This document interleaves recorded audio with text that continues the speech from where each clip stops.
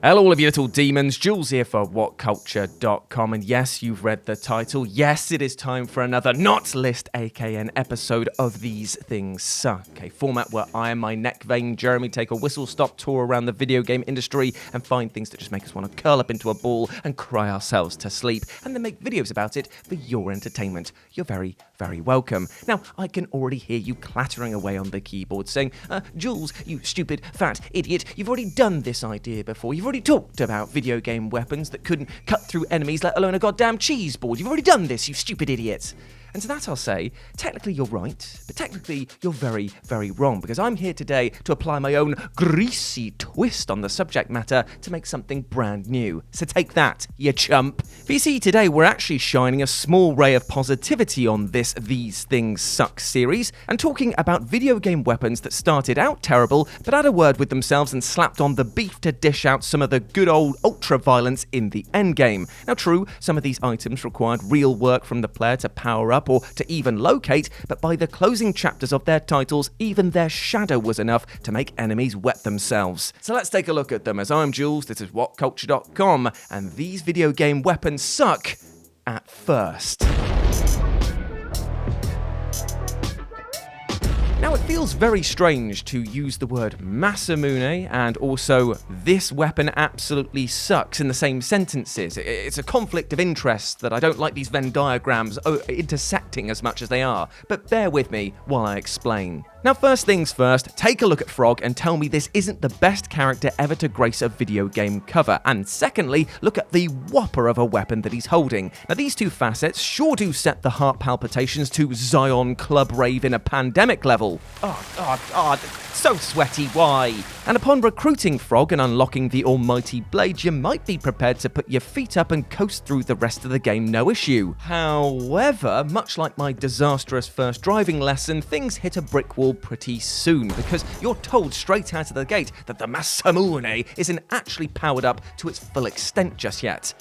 Brilliant. And thus, the weapon is soon outclassed by other weapons that you can buy at vendors. Now, this isn't exactly a good look for a weapon that has been pumped full of hot air and is now resembling something of an enema to your expectations. I mean, hell, we've seen it cleave through a mountain in one of the cutscenes earlier on in the game, and now it's been outdone by a letter opener that I bought off Del Boy down the market last Sunday. However, fret not, my friend, for the adorable amphibian can indeed go on a quest in the mid to late game in order to get that sword swole, and upon completion rewards you not only with an insanely powerful weapon, but also the smug satisfaction that Frog can finally fulfill his quest to honor his friend's memories in battle. Here's to you, Froggy boy. You're infinitely better than your cousin who appears a big the cat. Okay, so let's get something crystal clear. When it comes to Doom Eternal, there are a lot of big beefy guns in this big beefy game, and one of those guns that you get towards the end game is the Unmaker. Now, to be crystal clear, the Unmaker is not a weapon that sucks. This is a weapon that can destroy the hordes of hell with ease, and can even make greater demons cry and will shove the Marauder's axes right up its own holster.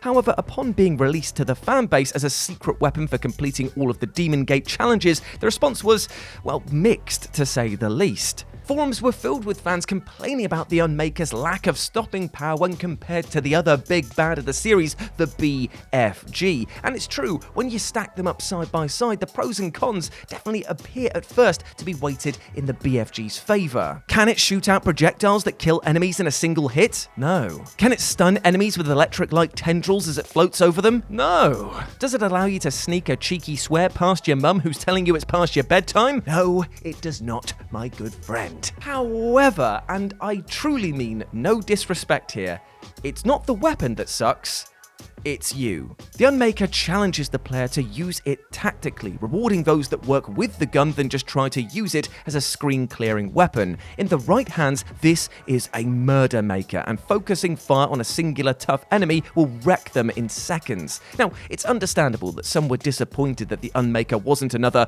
gun that puts the game on easy mode, but what it did allow for was to remove high-level threats before they even darken your doorstep. This isn't a gun to be used in a blind panic. This is a scalpel to be used by surgeons of this game to turn it into a glorious, gorious multi-kill murder affair. It is get good mentality through and through, but you will be laughing your ass off if you take the time to master this weapon rather than just rely on pure power alone. So I think it's safe to say that everyone and their nan knows about how Ninja Gaiden has utter contempt for its own fan base. I mean, while Dark Souls was just a salty twinkle in the eye of From Software, Ninja Gaiden was already decades deep in making players regret, well, pretty much every life choice that they'd ever made. From endlessly respawning enemies, obtuse level designs, and difficulty spikes so sharp that you could bloody well impale yourself on them, this series did not mess around. Until, that is, when it came to the Xbox version of Ninja Gaiden, where it completely messed with players thanks to the wooden sword weapon. In a game where you basically need to be wielding a weapon of ultimate power in order to stand on level footing with basic grunts, giving players a twig sporting the lowest damage rating sure felt like a slap in the face with a spiked mace. To say that it kind of sucked to be pied off relentlessly by enemies while trying to wield this weapon is an understatement, but then again, understated is how I would describe this weapon in the long run. Because when leveled up 7 times, which itself is a feat that will require a full playthrough of focused purchases to do, the wooden sword becomes the mighty unlaboured flawlessness, a weapon of unimaginable power that will utterly carve through enemies like butter. However, as you might expect with a Ninja Gaiden game, there is still obviously a massive catch. For you see, while the unlaboured flawlessness can dish out the highest damage in the game, it will only do so when you are at 25% of your starting health. As the weapon grows in power, the lower your health is. So weirdly, this is a weapon that starts off absolutely sucking, kind of still sucks when you unlock its second true form, and only becomes the kind of Beatles' greatest hits absolute smash face of an album when you're nearly dead, which also kind of sucks. Ninja Gaiden, baby! Ah, the humble fork. Aid to the hungry, challenge to those who want to eat their soup differently, and of course, a back scratcher to those with precisely zero standards whatsoever. There is a lot to love about this pronged piece of metal, but unfortunately, when it came to Skyrim, Bethesda showed this cutlery selection, well, kind of the cold shoulder. I say this because, technically speaking, the majority of forks that you find in the game aren't actually items that you can use as weapons, and are only used for, I don't know, selling or just cursing for, accidentally picking up and throwing you over your weight limit, and the very sparse versions that can be equipped as a weapon only do a measly base damage of 1 no matter the skills or buffs you have for your character. So it's pretty safe to say that this fork weapon absolutely sucks, right? And we should just move on with our wait a minute, what's that noise I hear? What's that? Where's that? Oh, it's enchanting!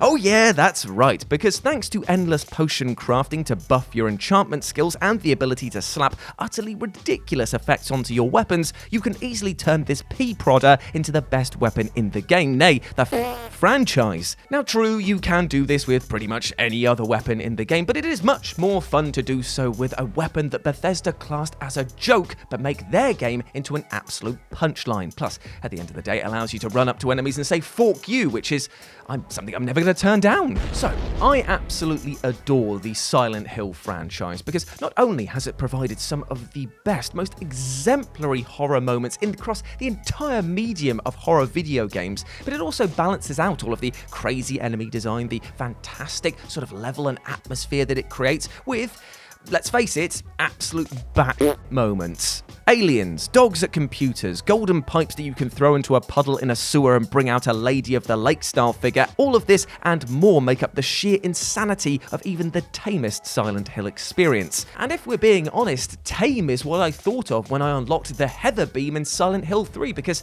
it wasn't actually that good. Now, if I told you that you were able to unlock the ability for protagonist Heather to shoot laser beams from her head at enemies, you'd probably be scrambling for the controller in order to kill 333 enemies in order to do so. However, before you engage in some old-fashioned skull caving, there are some significant drawbacks to this rather lackluster laser. For starters, it drains Heather's stamina, and it only does slightly more damage than most other firearms in the game, meaning that you can find yourself unable to flee from enemies enemies who survived the first wave of attacks. However, it turns out that all you needed to do to get this beefed up super laser working properly was to, well, beef it up properly. By finding the transform costume, thanks to a code that the player can get after completing the game once, Heather will be able to indulge in an offbeat bit of Sailor Moon cosplay. However, this is more than just weirdo fan service, because this actually buffs Heather's beams up to pretty unprecedented levels. In fact, I'd call them